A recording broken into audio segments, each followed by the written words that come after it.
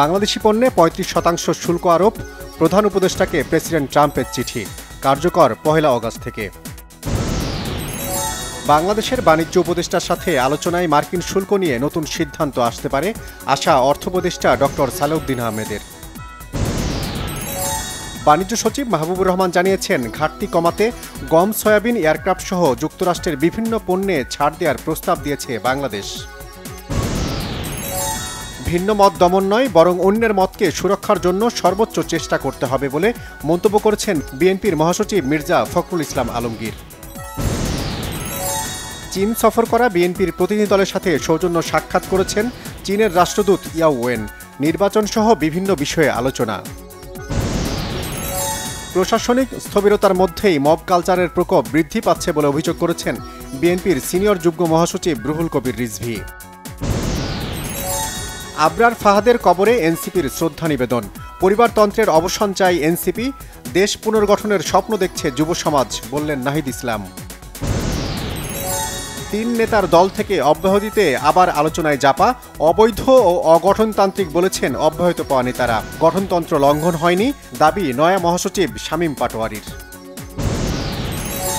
গত 3টি নির্বাচনকে বৈধ বলা পর্যবেক্ষকদের এবার আর পর্যবেক্ষণের সুযোগ দেওয়া হবে না, জানালেন সিইসি। ইঞ্জিনিয়ারিং নবম গ্রেড বা সহকারী প্রকৌশলী পদে কোটার মাধ্যমে পদোন্নতি বাতিল সহ 3 দফা দাবিতে আন্দোলন করেছে বুয়েট শিক্ষার্থীরা। প্রাথমিকভাবে 5টি হাওরে বাঁধ নির্মাণ ও পর্যটন সুরক্ষা আদেশ সহ 4টি পরিকল্পনা নিয়ে হাওর মাস্টার প্ল্যান খসড়া প্রস্তুত করছে সরকার, জানিয়েছেন পরিবেশ উপদেষ্টা। কক্সবাজারে সাগরে নেমে চট্টগ্রাম বিশ্ববিদ্যালয়ের এক শিক্ষার্থীর মৃত্যু, 2 জন নিখোঁজ, উদ্ধার অভিযান চলছে। রাজধানী সহ দেশের বিভিন্ন জায়গায় টানা বৃষ্টি, নোয়াখালী ও ফেনীতে জলাবদ্ধতা, সমুদ্র বন্দরগুলোই 3 নম্বর স্থানীয় সতর্ক সংকেত। টানা গুড়ি বৃষ্টিতে নানামুখী ভোগান্তির মুখে পড়েছেন নগরবাসী। বৃষ্টিপাত তীব্র না হলেও দীর্ঘ সময় ধরে চলায় সৃষ্টি হয়েছে যানজট।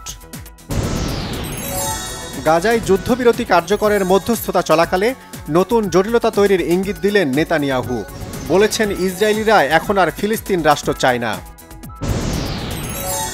যুক্তরাষ্ট্রের টেক্সাসে বন্যায় মৃতের সংখ্যা বেড়ে 100 ছাড়িয়ে গেছে, দুর্ভোগে হাজারো মানুষ।